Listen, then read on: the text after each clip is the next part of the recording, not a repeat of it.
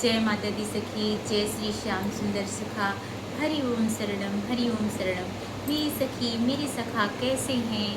प्रभु राधा रमण लाल की कृपा से, राधा रानी सरकार की कृपा से सब अच्छे होंगे, स्वस्थ होंगे, मस्त होंगे, अपने जीवन में उन्नति प्रगति कर रहे होंगे। हरि ओम शरणम, हरि ओम शरणम। और मैं भी सारे कार्य को निपटा के दोपहर के बज रहे हैं 11 और मैं भी एकदम फ्रेश माइंड से बैठी हूँ और वीडियो बनाने लगी। बहुत सोच के कि आज मुझे अपने सखियों और सखा के साथ क्या वार्तालाप करनी है। ऐसे तो जीवन में और दिल और दिमाग में बहुत सी बातें हैं, कहानियाँ हैं, किस्से हैं, आप बीती हैं, लेकिन उसको नहीं कह सकते, और कहते भी हैं तो कोई ना कोई बुरा मान जाता है। लेकिन आज मैं आप सबको एक छोटी सी कहानी सुनाऊंगी जो मेरे चाचा, मतलब उन्हें हम बोलते थे छोटे बाबू। अपने बाबू को बड़े बाबू कहते थे, अपने चाचा को छोटे बाबू कहते थे, क्योंकि उस समय अपनी पराई नहीं होती थी, सब एक समान होते थे और वो प्रेम भी हम सबको एक जैसा ही करते थे। वो हमारे छोटे चाचा मतलब छोटे बाबू। तो जब हम लोग खा पी के रात को सोते थे तो वो कहानियाँ सुनाते थे। वो कहानियाँ तो होती थी लेकिन वो एक सत्य घटनाएं होती थी, बिल्कुल सत्य घटनाएं। आज जो सोचो तो ऐसे लगता है जीवन में बस अपने साथ भी वही हुआ है, वैसा ही हो रहा है, हर एक के साथ वैसा ही हो रहा है। तो कहानियाँ कहीं से आती नहीं हैं, बनती नहीं है। हर एक के जीवन में कुछ ना कुछ ऐसा होता है जो वो एक कहानी के रूप में दर्शाई जाती है। कोई कह देता है, बस वो कहानी बन जाती है। हरि ओम शरणम, हरि ओम शरणम। लेकिन उससे पहले कभी भी कोई काम करने से पहले भगवान नाम संकीर्तन। पुरुषोत्तम मास, अधिक मास चल रहा है, बहुत अच्छा दिन चल रहा है, तो भगवान का कुछ क्षण भगवान के नाम से कोई भी काम की शुरुआत करनी चाहिए। हरि शरणम, हरि शरणम। गोविंद चले आओ, गोपाल चले आओ, मुरलीधर मनमोहन घनश्याम चले आओ। गोविंद चले आओ, गोपाल चले आओ, मुरलीधर मनमोहन नंदलाल चले आओ। आकर के नैनन में ज्योति बन के बस जाओ। गोविंद चले आओ, गोपाल चले आओ, राधा रमण बिहारी गोपियों के प्राण वल्लभ, हे गिरधारी बांके बिहारी, चले आओ, चले आओ। गोविंद चले आओ, गोपाल चले आओ, इन हृदय में सांस बन के तुम बस जाओ। इन हृदय में सांस बनकर तुम बस जाओ। दिल में धड़कन की तरह धक धक का एहसास दिलाओ। गोविंद चले आओ, गोपाल चले आओ, हे गिरधारी मोहन मदन मुरारी, हे गिरधारी मोहन मदन मुरारी, नंदलाल चले आओ, गोपाल चले आओ। हरि ओम शरणम, हरि ओम शरणम। संत लोग कहते हैं, गुरु लोग कहते हैं कि हर दिन भगवान को पुकारा करो, कभी न कभी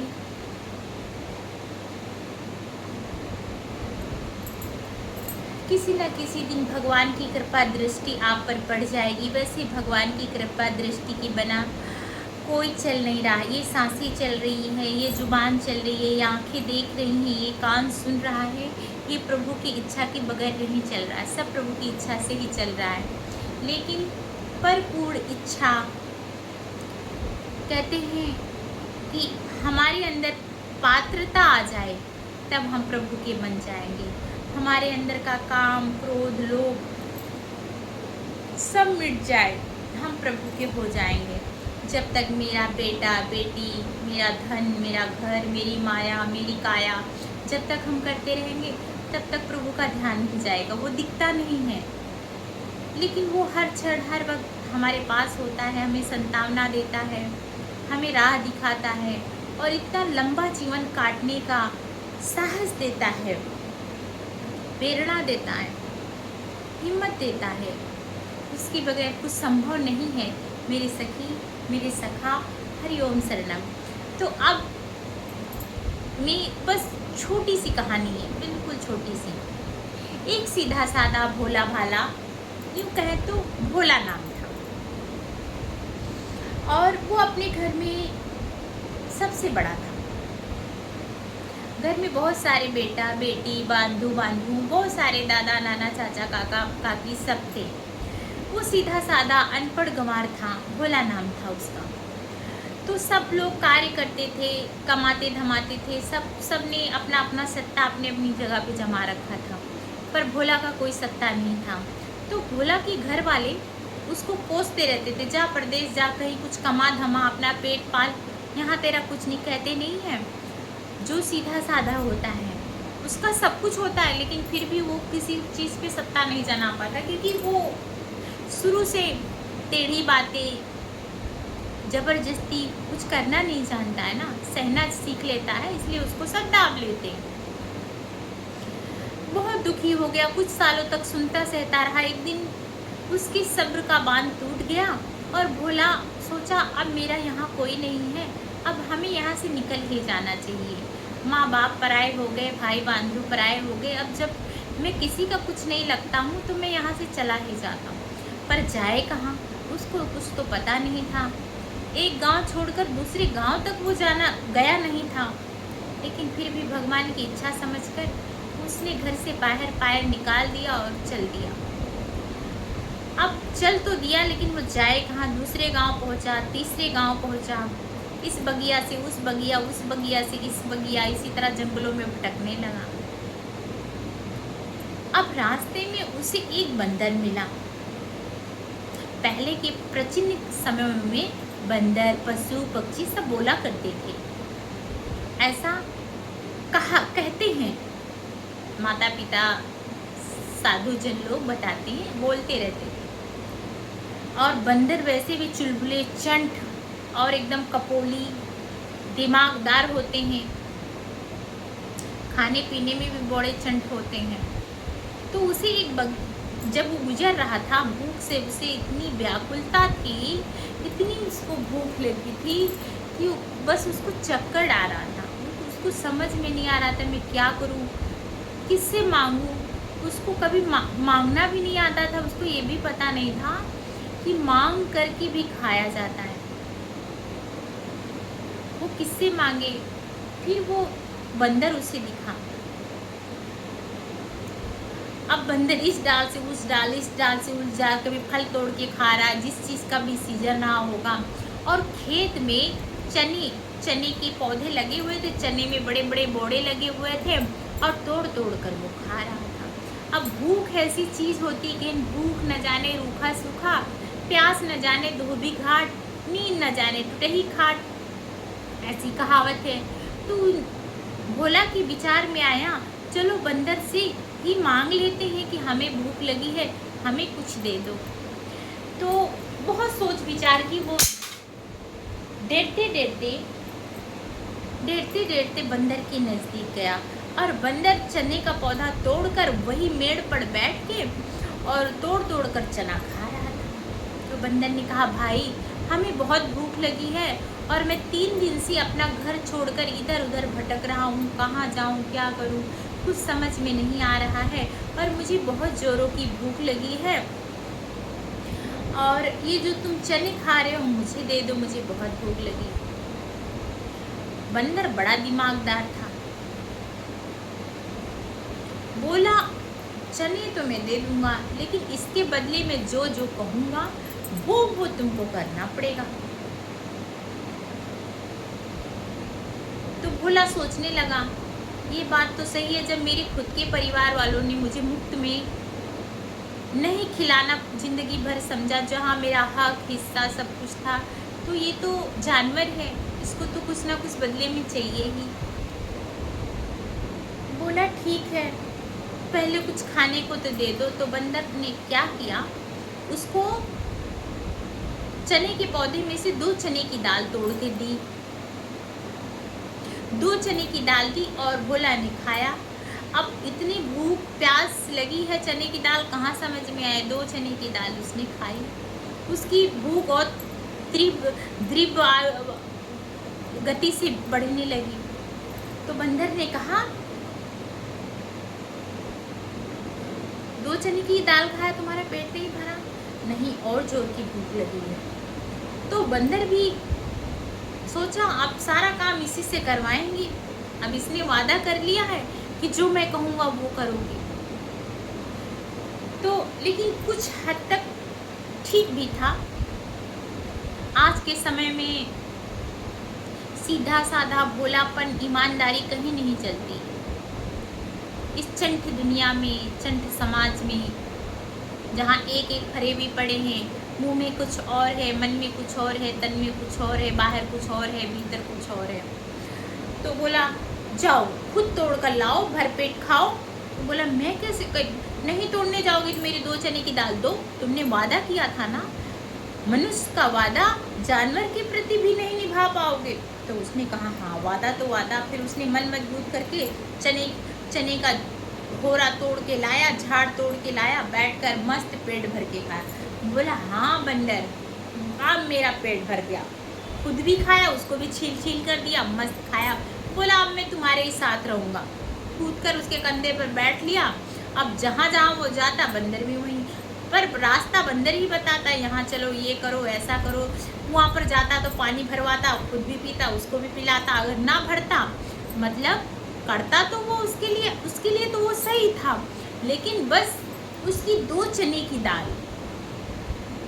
करो तो करो, नहीं मेरी 2 चने की दाल दो। अब वो 2 चने की दाल कहाँ से लाए, उसके पेट में चली गई, पोटी बन गया और वो इतना बुद्धिमान तो था नहीं कि उसके बदले तुमको मैंने इतने ढेर सारे चने उखाड़ कर छील छील के खिलाए। उतनी उसके पास बुद्धि नहीं थी। इसी तरह उसने भोजन की व्यवस्था, उसने घर की व्यवस्था, कमाई की व्यवस्था, सब कुछ करवा ली। अब बंदर सुखद पूर्वक रहने लगा, अपनी सेवा करवाता, अपने आप को नहलवाता, धुलवाता, अच्छा भोजन करवाता, साथ में मस्त उसका भी एक अपना जीवन हो गया। बंदर का अपना एक जीवन हो गया। लेकिन जो भोला था वो अपने घर वालों से इसी बात से परेशान था कि लोग उसे निठल्ला, नकारा, कुछ ना करने वाला कहते रहे कि जाओ चले जाओ, तुम यहाँ करते ही क्या हो। वहाँ से वो छुटकारा पाया तो यहाँ उसे बंदर की वजह से सब कुछ मिला, लेकिन हर बात पे करो तो करो, नहीं मेरे 2 चने की दाल दो, करो तो करो, नहीं 2 चने की दाल दो, सब कुछ वो कर रहा था। वो तो बंदर था, करती मतलब ध्येय उसी का था। बंदर ने उसे चंट बना दिया। इसी तरह कहते डरवाते वो मतलब मजबूत बन गया, सीख मिल गई उसको, सब कुछ मिल गया। लेकिन वो अपने वचन पर वचनबद्ध था, तो उसको कुछ नहीं कहता कि मैं कहाँ से लाऊं चने की दाल। अब खाया वो तो पेट में चला गया और मैं वचनबद्ध हूँ कि जो तुम कहोगे वो मैं करूँगा। एकदम दुखी हो गया, बहुत दुखी हो गया। इसी तरह साल, 2 साल, 4 साल, 5 साल, 10 साल, 15 साल, 20 साल, 25 साल बीतने को आए। एक दिन मन में सोचा कि या तो मैं इस बंदर को मार डालूं या खुद ही मर जाऊं। वैसे भी मुझे मेरी अब किसी को ज़रूरत तो है नहीं।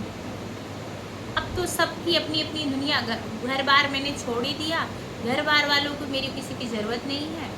एक रास्ते में बंदर मिला जिसने मेरे भोजन की व्यवस्था की।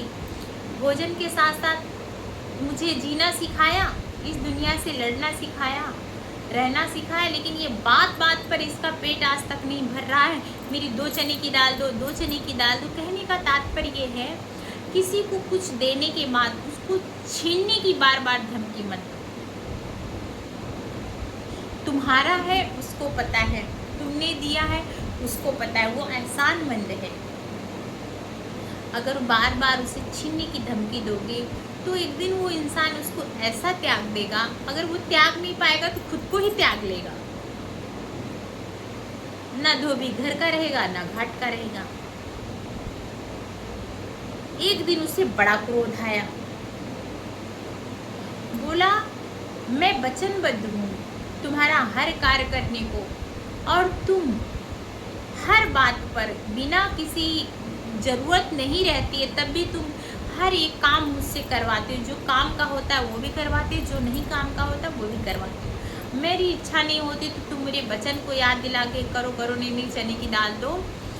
तो मुझे किसी दिन क्रोध आएगा तो मैं तुम्हारी मुंडी पकड़ के ऐंठ दूंगा, तुम्हें ही मार डालूंगा, और नहीं तो मैं ही अपनी जान दे दूंगा। मैं परेशान हो चुका। बंदर, छड़भंगुर दिमाग का बंदर, एक जगह ठहरने वाला नहीं। उसने दिमाग में नहीं लिया, बिल्कुल नहीं लिया। लेकिन भोला तो भोला ही था, अपने वचन पे बद्ध था। उसी तरह वो उसको परेशान करता रहा। एक दिन भोला थक गया, कुआं के पास बैठा था और बंदर बोलता, पानी निकालो मैं पीऊं। पानी निकालता भोला, उसको चुरैया में पीता, आधा नीचे गिरा देता, आधा पीता। 5-6 बाल्टी निकाला भोला, और वो इसी तरह करता रहा, उसके साथ खिसकड़ी। अब उसको कुछ करना धरना तो रहता नहीं था, बस भोला को परेशान करना। और भोला के बिना वो कहीं जाता भी नहीं, अपने समाज में भी नहीं जाता, बंदरों की झुंड में भी नहीं जाता। भोला को ही अपनी दुनिया समझता था। अब उसको ये नहीं पता कि अपनी दुनिया को तुमने इतना परेशान कर दिया, इतना परेशान कर दिया कि एक दिन तुम्हारी दुनिया तुमको छोड़कर चला जाएगा। भोला इतना दुखी हुआ, इतना दुखी हुआ कि कहीं एक कहावत है, ज्यों आई त्यों आई बुआ आई वो ऐसे। कहीं घर छोड़ा इस कलेश से, घर वाले परेशान करते थे, और घर से बाहर निकला तो ये बंदर गले पड़ गया और झट से उसने कुएं में छलांग लगा दिया। भोला ने अपने प्राणों को त्याग दिया और बंदर देखता है। और बंदर जब वो भोला ने कुएं में छलांग लगा दिया, कूद गया, डूब गया, मर गया, तब जाके उस बंदर को ज्ञात हुआ कि मैंने क्या खो दिया। लेकिन पछताने से क्या फायदा जब चिड़िया चुग गई खेत। तो इतना पछताया कि खुद भी वही कुएं के पास बैठकर चिल्ला चिल्ला के क्या क्या क्या क्वा क्वा कर करके उसने भी अपने प्राण त्याग दिए। किसी का भला नहीं हुआ। तो किसी का कहने का अर्थ ये है, कोई भोला हो या कोई बंदर हो, कभी भी किसी को ज़रूरत से ज़्यादा नहीं परेशान करना चाहिए, नहीं उसको सताना चाहिए। या कोई सीधा साधा हो या चंट हो, नहीं, इंसान टूट जाता है, बिखर जाता है और एक दिन अपने आप को ख़त्म कर लेता है। तो ये कहानियाँ नहीं होती है, कहीं ना कहीं से ये शुरू होती है, कहीं ना कहीं जाके ख़त्म हो जाती है। ये मेरी बचपन की कहानी आज मुझे काम करते करते याद आ गई। ऐसे ही और भी सुंदर और सजीली कहानी और भी इमोशनल है, लेकिन जितना मुझे याद था उतना मैंने आप सबको सुनाया। अगर पसंद आए तो कमेंट, शेयर, लाइक ज़रूर करिएगा। हरि ओम शरणम, हरि ओम शरणम।